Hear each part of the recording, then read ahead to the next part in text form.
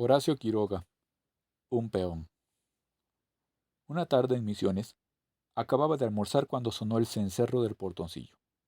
Salí afuera y vi detenido a un hombre joven, con el sombrero en una mano y una valija en la otra. Hacía 40 grados fácilmente, que sobre la cabeza crespa de mi hombre obraba como 60. No parecía él, sin embargo, inquietarse en lo más mínimo. Lo hice pasar y el hombre avanzó sonriendo y mirando con curiosidad la copa de mis mandarinos de 5 metros de diámetro, que dicho sea de paso, son el orgullo de la región y el mío.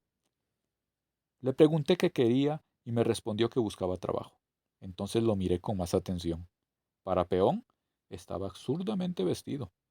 La valija, desde luego, de suela, y con lujo de correas. Luego su traje, de cordero marrón sin una mancha. Por fin las botas, y no botas de obraje, sino artículo de primera calidad. Y sobre todo esto, el aire elegante, sonriente y seguro de mi hombre. ¿Peón él? Para todo trabajo, me respondió alegre. Me sé tirar del hacha y de asada. Tengo trabajado antes de ahora no fos do Iguazú, e fice una plantación de papas. El muchacho era brasileño y hablaba una lengua frontera, mezcla de portugués, español, guaraní, fuertemente sabrosa. ¿Papas? ¿Y el sol? Observé. ¿Cómo se las arreglaba? Ah, me respondió encogiéndose de hombros. O sol no hace nada. Tened cuidado usted de mover grande la tierra con una asada. Y dale duro a yuyo. El yuyo es el peor enemigo de las papas. Véase cómo aprendí a cultivar papas en un país donde el sol, a mal de matar las verduras quemándolas sencillamente, como al contacto de una plancha, fulmina en 3 segundos a las hormigas rubias y en 20 a las víboras de coral. El hombre me miraba y lo miraba todo, visiblemente agradado de mí y del paraje. Bueno, le dije, vamos a probar unos días. No tengo mayor trabajo por ahora. No importa, me respondió. Me gusta esta casa, es un lugar muy lindo. Y volviéndose al Paraná, que corría dormido en el fondo del valle, agregó contento. Oh, Paraná do diabo. Si al patrón le gusta pescar, yo voy a acompañarla a usted. Me tengo divertido grande, no fos, con os magrullos. Por aquí sí, para divertirse, el hombre parecía acto como pocos, pero el caso es que a mí también me divertía, y cargué sobre mi conciencia los pesos que llegaría a costarme. En consecuencia, dejó su valija sobre la mesa en la galería y me dijo, este día no trabajo, voy a conocer al pueblo, mañana empiezo. De 10 peones que van a buscar trabajo a Misiones, solo unos comienzan enseguida, y es que realmente está satisfecho de las condiciones estipuladas. Los que aplazan la tarea para el día siguiente, por grandes que fueran sus promesas, no vuelven más. Pero mi hombre era de una pasta demasiado singular para ser incluido en el catálogo normal de los mensú, y de aquí mis esperanzas. Efectivamente, al día siguiente, de madrugada aún, apareció restregándose las manos desde el portón. Ahora sí cumplo. ¿Qué parafacé? Le encomendé que me continuara un pozo de piedra arenisca que había comenzado yo y que alcanzaba apenas a 3 metros de hondura. El hombre bajó, muy satisfecho del trabajo, y durante largo rato oí el golpe sordo del pico y los silbidos del pocero. A mediodía llovió y el agua arrastró un poco de tierra al fondo. Rato después, sentía de nuevo los silbidos de mi hombre, pero el pico no marchaba bien. Me asomé a ver qué pasaba y vi a Olvera, así se llamaba, estudiando concienzudamente la trayectoria de cada picazo para que las salpicaduras del barro no alcanzaran a su pantalón. ¿Qué es eso, Olvera? Le dije. Perdón, Olivera. Así no vamos a adelantar gran cosa. El muchacho levantó la cabeza y me miró un momento con detención como si quisiera darse bien cuenta de mi fisonomía. Enseguida se echó a reír doblándose de nuevo sobre el pico. Está bueno, murmuró. Ficafón. Me alejé para no romper con aquel peón absurdo como no había visto otro, pero cuando estaba apenas a 10 pasos oí su voz que me llegaba desde abajo. ¡Ja, ja! Esto sí que está bueno, patrón. Esta o me voy a ensuciar por mi ropa para hacer este pozo condenado. La cosa proseguía haciéndole mucha gracia. Una hora más tarde, Olivera entraba en casa y sin toser siquiera en la puerta para advertir su presencia, cosa inaudita en un mensú, pareció más alegre que nunca. Ahí está el pozo, señaló para que yo no dudara de su existencia. Condenado, no trabajo más allá, o pozo que vos se fizo. No sabes hacer pa tu proso, usted. Muy angoto. ¿Qué hacemos ahora, patrón? Y se acodó en la mesa a mirarme. Pero yo persistía en mi debilidad por el hombre. Lo mandé al pueblo a comprar un machete. Collins, le advertí. No quiero toro, Collins. El muchacho se alzó entonces, muerto de gusto. Esto sí que está bon, lindo Colin. Ahora voy a tener para mi machete macamudo. Y salió feliz como si el machete fuera realmente para él. Eran las 2:30 de la tarde, la hora por excelencia de las apoplejías, cuando es imposible tocar un cabo de madera que haya estado abandonado 10 minutos al sol. Monte, campo, basalto y arenisca roja, todo reverberaba, lavado en el mismo tono amarillo. El paisaje estaba muerto, en un silencio henchido de un zumbido uniforme, sobre el mismo tímpano que parecía acompañar a la vista donde quiera que ésta se dirigiese. Por el camino quemante, el sombrero en una mano y mirando a uno y otro lado las copas de los árboles, con los labios estirados como si silbase, aunque no silbaba, iba mi hombre a buscar el machete. De casa al pueblo, a media legua. Antes de la hora, distinguí de lejos a Olivero que volvía despacio, entretenido en hacer rayas en el camino con su herramienta. Algo, sin embargo, en su marcha parecía indicar una ocupación concreta, y no precisamente simular rastros de lagartija en la arena. Salí al portón del camino y vi entonces lo que hacía Olivera. Traía por delante, hacía avanzar por delante, insinuándole con la vía recta con la punta del machete, a una víbora, una culebra cazadora de pollos. Esa mañana me había visto trabajar con víboras. Una boa idea, dijo él. Habiendo hallado a la culebra a 1000 metros de casa, le había parecido muy útil traérmela viva, para estudio del patrón, y nada más natural que hacerla marchar delante de él como se arrea una oveja. Bicho ruin, exclamó satisfecho secándose el sudor. No quería caminar direíto, pero lo más sorprendente de mi peón es que después trabajó y trabajó como no he visto a nadie hacerlo. Desde tiempo atrás había alimentado yo la esperanza de reponer algún día los 5 bocallas que faltaban en el círculo de palmeras alrededor de la casa. En esa parte del patio el mineral rompe a flor de tierra en bloques de hierro manganésico veteado de arenisca quemada, y tan duros que repelen la barreta con un grito agudo y corto. El peón que abriera los pozos primitivos no había ahondado sino 50 centímetros, y era menester 1 metro por lo menos para llegar al subsuelo de Asperón. Puse en la tarea a Olivera. Como allí no había barro que pudiera salpicar su pantalón, esperaba que consintiera en hallar de su gusto ese trabajo. Y así fue, en efecto. Observó largo rato los pozos, meneando la cabeza ante su forma poco circular, se sacó el saco, lo colgó de las pinas de la bocalla próxima, miró un momento el Paraná, y después de saludar con un «Oh Paraná danado», se abrió de piernas sobre la boca del pozo. Comenzó a las 8 de la mañana, a las 11, y con igual rotundidad sonaban los barretazos de mi hombre. Efectos de indignación por el trabajo primitivo mal hecho, o de afán de triunfo ante aquellas planchas negroazuladas que desprendían esquirlas filosas como navajas de botella. Lo cierto es que jamás vi una perseverancia igual en echar el alma en cada barretazo.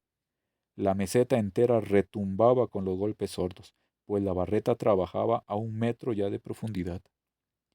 A ratos me acercaba a ver su trabajo, pero el hombre no hablaba más.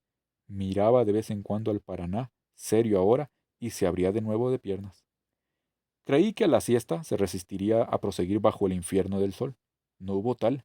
A las 2 llegó a su pozo, colgó otra vez el sombrero y sacó de las espinas de la palmera y recomenzó. Yo no estaba bien, yo no estaba bien esa siesta. A tal hora, fuera del zumbido inmediato de alguna avispa en el corredor y el rumor vibrante y monótono del paisaje asfixiado por la luz, no es habitual sentir nada más, pero ahora la meseta resonaba sordamente, golpe tras golpe. Debido al mismo estado de presión en que me hallaba, prestaba un oído enfermizo al retumbo aquel. Cada golpe de la barreta me parecía más fuerte. Creía hasta sentir el ¡ham! Del hombre al doblarse. Los golpes tenían un ritmo muy marcado, pero de uno a otro pasaba un siglo de tiempo, y cada nuevo golpe era más fuerte que el anterior. Ya viene, me decía a mí mismo. Ahora, ahora, este va a retumbar más que los otros. Y efectivamente, el golpe sonaba terrible como si fuera el último de un fuerte trabajador cuando tira la herramienta al diablo. Pero la angustia recomenzaba enseguida. Este va a ser más fuerte todavía. Ya va a sonar. Y sonaba en efecto. Tal vez yo tuviera un poco de fiebre. A las 4 no pude más y fui al pozo. ¿Por qué no deja un rato, Olivera? Le dije. ¿Va a quedar loco con eso? El hombre levantó la cabeza y me miró con una larga mirada irónica. ¿Entao? ¿Posé no quiere que yo le haga por tus pozos? Y continuaba mirándome con la barreta entre las manos como un fusil en descanso. Me fui de allí y como siempre que me sentía desganado, me armé del machete y entré en el monte. Al cabo de una hora regresé sano y ya. Volví por el monte del fondo de casa mientras Olivera concluía de limpiar su pozo con una cuchara de lata. Un momento después me iba a buscar al comedor. Yo no sabía qué iba a decir mi hombre, después del trabajito de ese horrible día, pero se plantó enfrente a mí y me dijo solo, señalándome la palmera con orgullo un poco despectivo. Ahí tenés para tus bocallas, así se faz un trabajo. Y concluyó secándose a mi frente y estirando las piernas sobre una silla, mientras se secaba el sudor. Piedra do diabo. Quedó curubuica. Este fue el comienzo de mis relaciones con el peón más raro que haya tenido nunca en Misiones. Estuvo 3 meses conmigo. En asuntos de pago era muy formal. Quería siempre sus cuentas arregladas a fin de semana. Los domingos iba al pueblo, vestido de modo de darme envidia a mí mismo, para lo cual no se necesitaba mucho por lo demás. Recorría todos los boliches, pero jamás tomaba nada. Quedábase en un boliche 2 horas, oyendo hablar a los demás peones. Iba de un grupo a otro, según cambiara la animación, y lo oía todo con una muda sonrisa, pero nunca hablaba. Luego iba a otro boliche, después a otro, y así hasta la noche. El lunes llegaba a casa siempre a primera hora, restregándose las manos desde que me veía. Hicimos asimismo algunos trabajos juntos. Por ejemplo, la limpia del bananal grande, que nos llevó 6 días completos, cuando solo debía haber necesitado 3. Aquello fue lo más duro que yo había hecho en mi vida, y acaso él, por el calor de ese verano. El ambiente a la siesta de un bananal, sucio casi hasta capuera, era una hondonada de arena que quema los pies a través de las botas. Es una prueba única en la resistencia al calor de un individuo. Arriba, en la altura de casa, las hojas de las palmeras se desflecaban enloquecidas por el viento norte. Un viento de horno, si se quiere, pero que refresca por evaporación el sudor. Pero en el fondo, donde estábamos nosotros, entre las pajas de 2 metros, en una atmósfera ahogada y rutilante de nitratos, partidos en dos para machatear a ras del suelo, es preciso tener muy buena voluntad para soportar eso. Olivera se erguía de vez en cuando con las manos en la cintura, camisa y pantalón completamente mojados. Secaba el mango del machete, contento de sí mismo por la promesa del río allá en el fondo del valle. «Oh baño que me voy a dar, a Paraná». Al concluir el rosado ese, tuve con mi hombre el único disgusto a que me dio lugar. En casa teníamos desde 4 meses atrás una sirvienta muy buena. Quien haya vivido en Misiones, en el Chabut o donde fuere, pero en monte o campo, comprenderá el encanto nuestro con una muchacha así. Se llamaba Cirila. Era la 13ª hija de un peón paraguayo muy católico desde su juventud, y que a los 60 años había aprendido a leer y escribir. Acompañaba infaliblemente todos los entierros, dirigiendo los rezos por el camino. La muchacha gozaba de toda nuestra confianza. Aún más, nunca le notamos debilidad visible por Olivera, que los domingos era todo un buen mozo. Dormía en el galpón, cuya mitad ocupaba. En la otra mitad tenía yo mi taller. Un día sí, había visto a Olivera apoyarse en la azada y seguir con los ojos a la muchacha que pasaba al pozo a buscar agua. Yo cruzaba por ahí. «Ahí tenés», me dijo estirando el labio. «Una buena peona para vosé, buena muchacha, y no es fea esa rapaza». Dicho lo cual, prosiguió carpiendo, satisfecho. Una noche tuvimos que hacer levantar a Cirila a las 11. Salió enseguida de su cuarto vestida, como duermen todas ellas, desde luego, pero muy empolvada. ¿Qué diablos de polvos precisaba la muchacha para dormir? No pudimos dar con el motivo fuera del supuesto de una trasnochada coquetería. Pero he aquí que una noche, muy tarde, Me levanté a contener a uno de los tantos perros hambrientos que en aquella época rompían con los dientes el tejido de alambre para entrar. Al pasar por el taller sentí ruido y en el mismo instante una sombra salió corriendo de adentro hacia el portón. Yo tenía muchas herramientas, tentación eterna de los peones. Lo que es peor, esa noche tenía en la mano el revólver, pues confieso que al ver todas las mañanas 3 o 4 agujeros en el tejido, había acabado por sacarme de quicio. Corrí hacia el portoncito, pero ya el hombre bajaba a todo escape la cuesta hacia el camino, arrastrando las piedras en la carrera. Apenas veía el bulto. Disparé los 5 tiros. El primero tal vez con muy sana intención, pero los restantes al aire. Recuerdo muy claramente esto, la aceleración desesperada de la carrera a cada disparo. No hubo más, pero algo había llamado mi atención, y es que el ladrón nocturno estaba calzado, a juzgar por el rodar de los cantos que arrastraba, y peones que ya calcen botines o botas fuera de los domingos son contadísimos. A la mañana siguiente nuestra sirvienta tenía perfecto aire de culpable. Yo estaba en el patio cuando Olivera llegó. Abrió el portoncito y avanzó silbando al Paraná y a los mandarinos alternativamente como si nunca los hubiera notado. Le di el gusto de ser yo quien comenzase.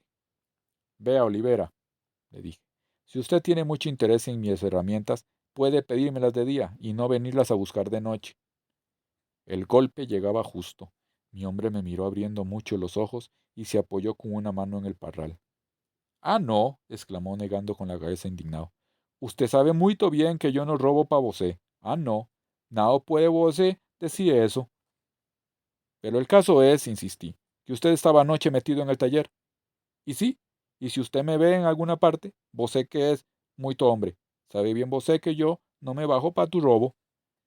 Y sacudió el parral murmurando. Barbaridades. Bueno, dejemos, concluí, pero no quiero visitas de ninguna especie de noche. En su casa haga lo que quiera, aquí no. Olivera quedó un rato todavía sacudiendo la cabeza. Después se encogió de hombros y fue a tomar la carretilla, pues en esos momentos nos ocupábamos en un movimiento de tierra. No habían pasado 5 minutos cuando me llamó. Se había sentado en los brazos de la carretilla cargada y al llegar junto a él dio un gran puñetazo en la tierra semiserio. ¿Y cómo que vos me probá que yo vine para mínima? ¿Vamos a ver? No tengo nada que probar, le dije. Lo que sé es que si usted no hubiera corrido tan ligero anoche, no charlaría tanto ahora en lugar de dormirse con la carretilla. Me fui, pero ya Olivera había recobrado su buen humor. Ah, esto sí, exclamó con una carcajada levantándose a trabajar. ¿Diabo con o patrón? Pim pam pum, barbaridad de revólver. Y alejándose con la carretilla cargada, macanudo vocé. Para concluir con esta historia, esa misma noche, Olivera se detuvo a mi lado al irse. ¿Y vos entao? Me griñó. Para usted, te digo, que sos o buen patrón de Olivera. ¿A Cirila? Dale nomás. Es muy tu bonita. El muchacho no era egoísta, como se ve. Pero la Cirila no estaba ya a gusto en casa.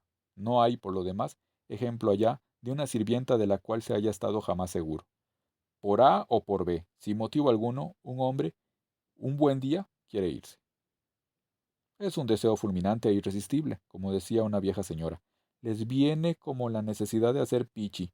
No hay espera posible. Nuestra muchacha también se fue, pero al día siguiente de pensarlo como hubiera sido su deseo, porque esa misma noche fue mordida por una víbora.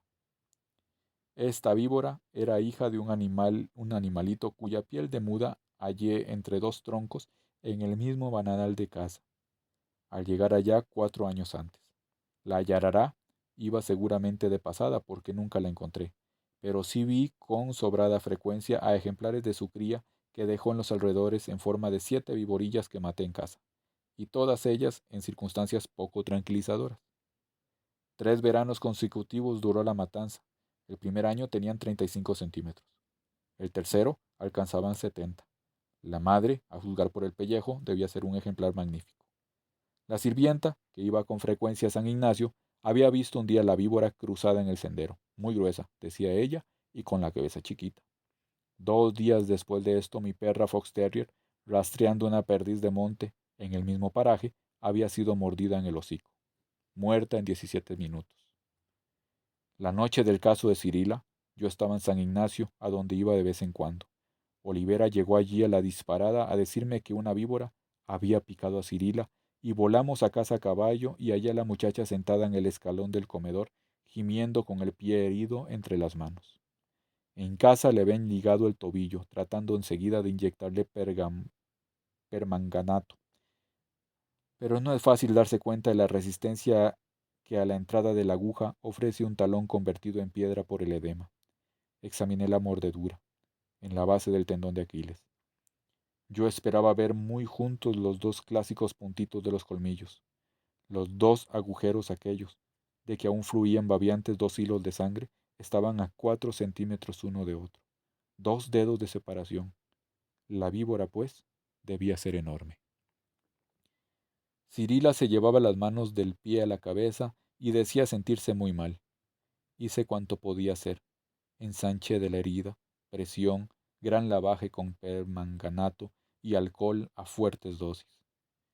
Entonces no tenía suero, pero había intervenido en 2 casos de mordedura de víbora con derroche de caña y confiaba mucho en su eficacia. Acostamos a la muchacha y Olivera se encargó del alcohol. A la media hora la pierna ya era una cosa deforme, y Cirila, quien quiero creer que no estaba descontenta del tratamiento, no cabía en sí del dolor y de borrachera. Gritaba sin cesar. ¡Me picó! ¡Víbora negra! ¡Víbora maldita! ¡Ay! No me hallo. Me picó víbora. No me hallo con esta picadura. Olivera, de pie, con las manos en los bolsillos, miraba a la enferma y asentía con toda la cabeza. De vez en cuando se volvía a mí murmurando. ¡Qué barbaridad! Al día siguiente, a las 5 de la mañana, Cirila estaba fuera de peligro inmediato, aunque la hinchazón proseguía. Desde la madrugada Olivera se había mantenido a la vista del portoncito, ansioso de comunicar nuestro triunfo a cuantos pasaran.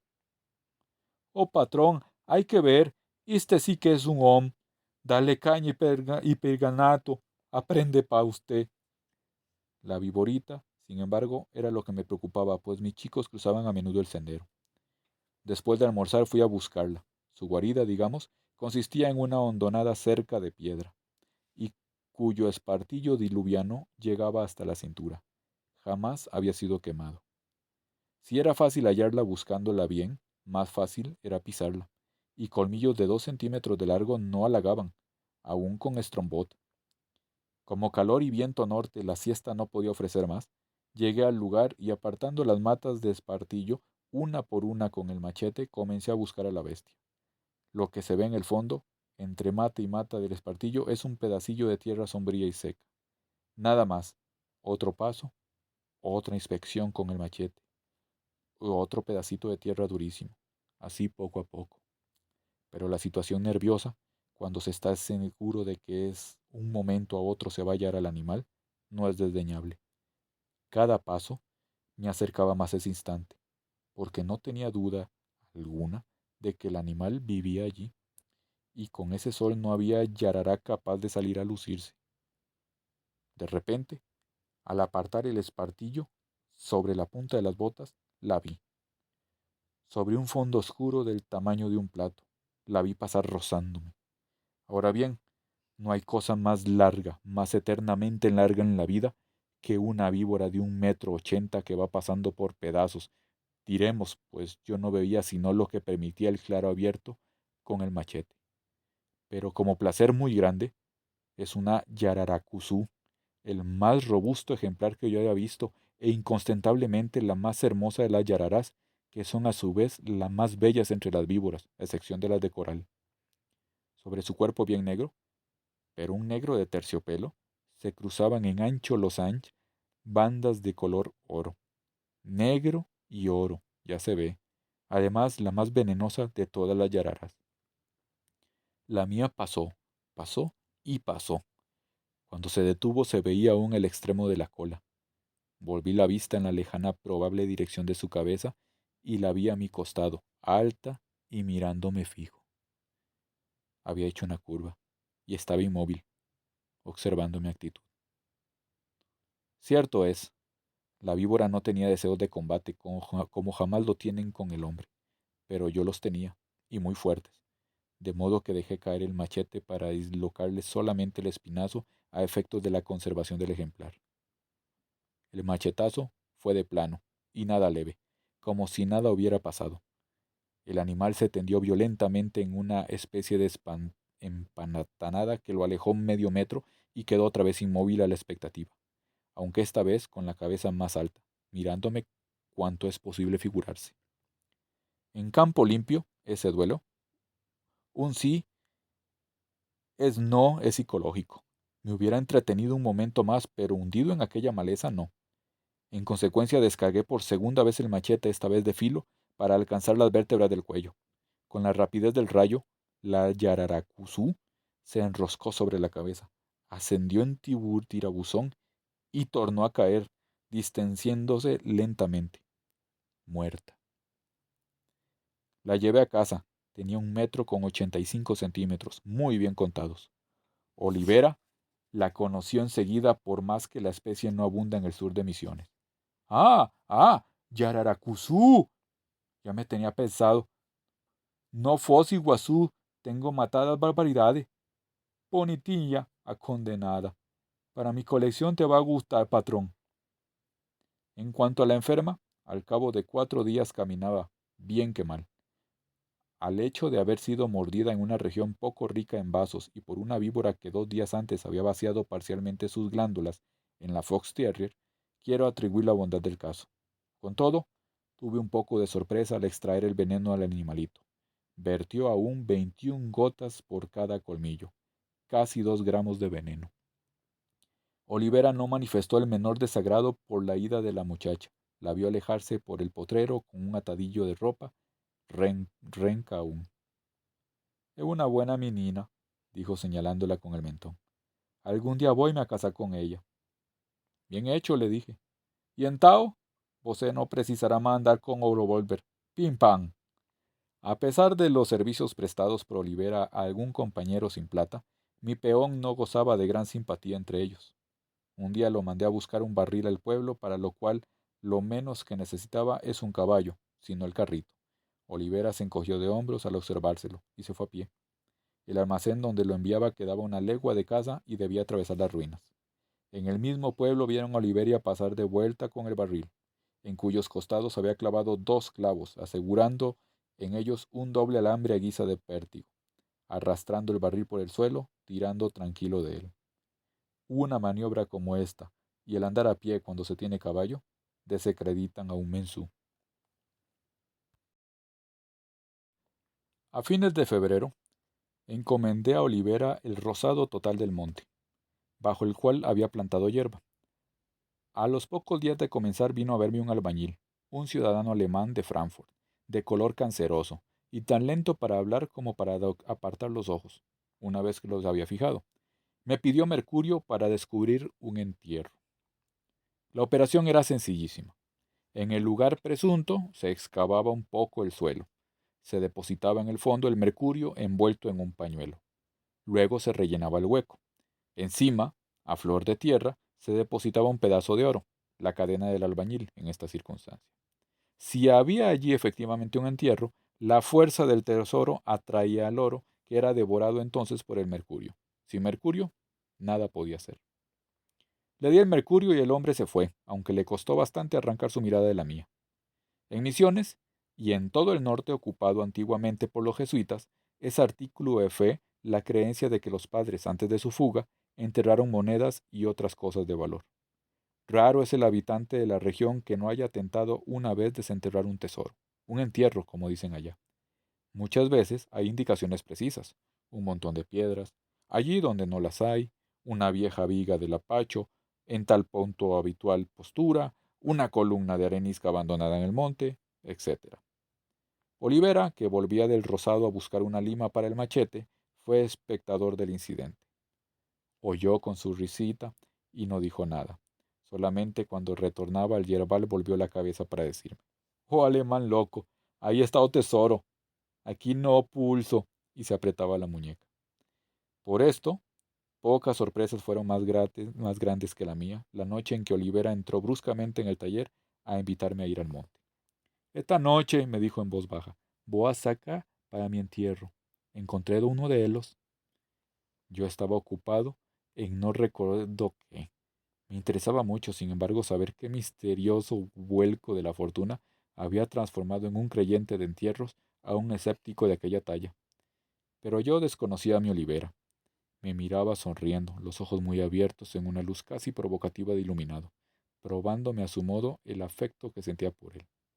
«Sst, pos dois, es una piedra blanca, la no yerbal. Vamos a repartir». ¿Qué hacer con aquel tipo? El tesoro no me tentaba, pero sí los cacharros que pudiera hallar, cosa bastante frecuente. Le deseé, pues, buena suerte, pidiéndole solamente que si hallaba una linda tinaja, me la trajera sin romper. Me pidió mi Collins y se lo di, con lo que se fue. No obstante, el paseo tenía para mi gran seducción, pues una luna de misiones, penetrando en las tinieblas del monte, es el espectáculo más hermoso que sea posible ver. Estaba asimismo cansado de mi tarea, por lo que decidí acompañarlo un rato. El trabajado de Oliveira, quedado a 1500 metros de casa, en la esquina sur del monte, caminamos uno al lado del otro, yo silbando, él callado, aunque con los labios extendidos hacia la copa de los árboles, según su costumbre. Al llegar a su sector del trabajo, Olivera se detuvo, prestando oídos. El yerbal, pasando súbitamente de la oscuridad del monte a aquel claro inundado de luz galvánica, dada la sensación de un páramo. Los troncos recién tumbados se duplicaban en negro en el suelo, por la violenta luz del costado. Las plantitas de hierba, duras de sombra en primer término, de un ceniza aterciopelado en el páramo abierto, se erguían inmóviles, brillantes de rocío. «Entao», me dijo Olivera, «voy solo». Lo único que parecía preocuparle era algún posible ruido. Por lo demás deseaba evidentemente estar solo. Con un «hasta mañana, patrón», se internó cruzando el yerbal, de modo que lo vi largo rato saltar por encima de los árboles volteados. Volví, retardando el paso en la picada, después de un denso día de verano, cuando apenas 6 horas atrás se ha sufrido de fotofobia por la luz enceguezadora, y se ha sentido la almohada más caliente en los costados debajo de la propia cabeza. A las 10 de la noche de ese día, toda gloria es pequeña ante la frescura de una noche de misiones. Y esa noche, sobre todo, esa era extraordinaria, bajo una picada de monte muy alto, casi virgen. Todo el suelo, a lo largo de ella y hasta el límite de la vista, estaba cruzado al sesgo por rayos de blancura helada, tan viva que en las partes oscuras la tierra parecía faltar en negro abismo. Allí, a los costados, sobre la arquitectura sombría del bosque, largos triángulos de luz descendían, tropezaban en un tronco, corrían hacia abajo en un reguero de plata. El monte, altísimo y misterioso, tenía una profundidad fantástica, calado de luz oblicua como catedral gótica. En la profundidad de ese ámbito rompía a ratos, como una campanada, el lamento convulsivo del Urutau. Caminé a un largo rato, sin decidirme a llegar a casa. Olivera, entre tanto, debía romperse las uñas contra las piedras. «Que feliz sea», me dije. Pues bien, es esta la última vez que he visto a Olivera. No apareció ni a la mañana siguiente, ni a la otra, ni nunca más. Jamás he vuelto a saber una palabra de él. Pregunté en el pueblo. Nadie lo había visto, ni nadie sabía qué se había hecho de mi peón.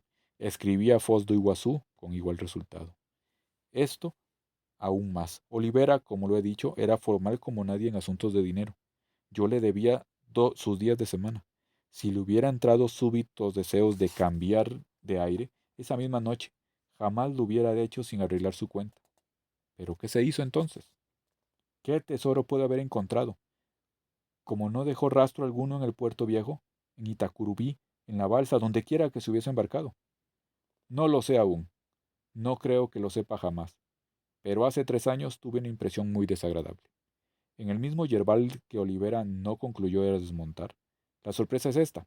Como había abandonado un año entero la plantación por razones que nada tienen que ver acá, el rebrote del monte había asfixiado a las jóvenes hierbas. El peón que mandé allá volvió a decirme que por el precio convenido no estaba dispuesto a hacer nada, menos aún de lo que suelen hacer, por poco que el patrón no sepa él mismo lo que es un machete. Aumenté el precio, cosa muy justa, y mis hombres comenzaron. Eran una pareja.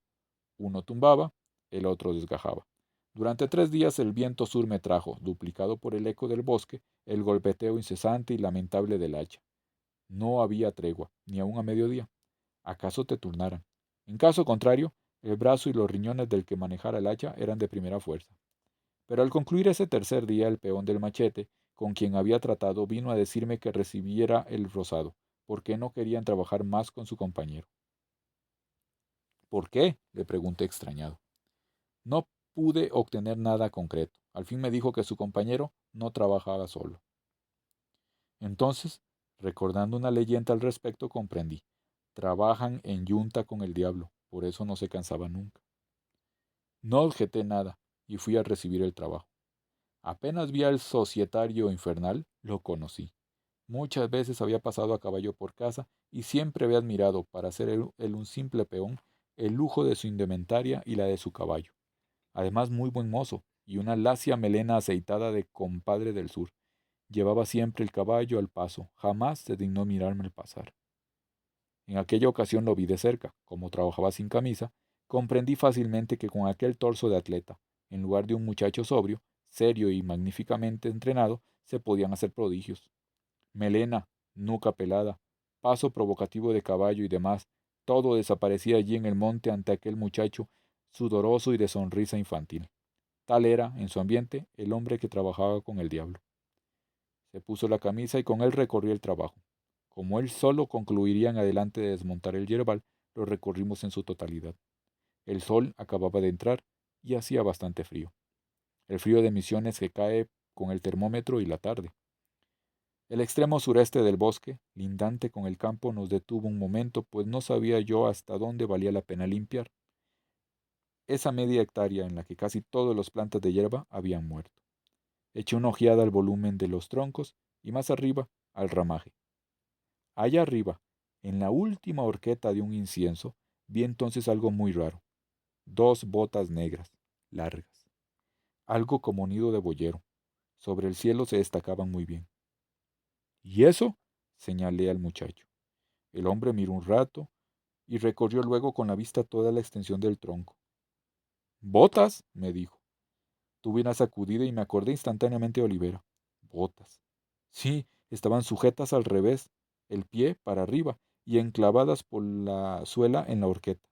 Abajo, donde quedaban abiertas las cañas de las botas, faltaba el hombre, nada más. No sé qué color tendrían a plena luz, pero a aquella hora, vistas de la profundidad del monte, recortadas inmóviles sobre el cielo lívido, eran negras. Pasamos un buen rato mirando el árbol de arriba abajo y de abajo arriba. ¿Se puede subir?, le pregunté de nuevo a mi hombre. Pasó un rato. No da, respondió el peón. Hubo un momento en que había dado, sin embargo, y esto es cuando el hombre subió, porque no es posible admitir que las botas estuvieran allí arriba porque sí. Lo lógico, lo único capaz de explicarlo, es que un hombre que calzaba botas ha subido a observar, a buscar una colmena o cualquier cosa. Sin darse cuenta, ha apoyado demasiado los pies en la horqueta y de pronto, por lo que no se sabe, ha caído para atrás, golpeando la nuca contra el tronco del árbol. El hombre ha muerto enseguida o ha vuelto en sí luego sin fuerzas para recogerse hasta la horqueta y desprender las botas. Al fin, tal vez es más tiempo del que uno cree, ha conseguido o ha concluido por quedar quieto, bien muerto. El hombre se ha descompuesto luego y poco a poco las botas se han ido vaciando hasta quedar huecas del todo. Ahí están siempre, bien juntas, heladas como yo en el crepúsculo del invierno. No hemos hallado el menor rastro del hombre al pie del árbol. Esto va de sí. No creo, sin embargo, que aquello hubiera formado parte de mi viejo peón. No era un trepador él, y menos de noche. ¿Quién trepó entonces? No sé, pero a veces aquí en Buenos Aires, cuando el golpe de un día de viento norte, siento el hormigueo de los dedos buscando el machete, pienso entonces que un día u otro voy a encontrar inesperadamente a Olivera, que voy a tropezar con él, aquí, y que me va a poner sonriendo la mano en el hombro. Oh, patrón Velo, tenemos trabajo lindo con vos, ¿eh? ¡Ah! No misiones.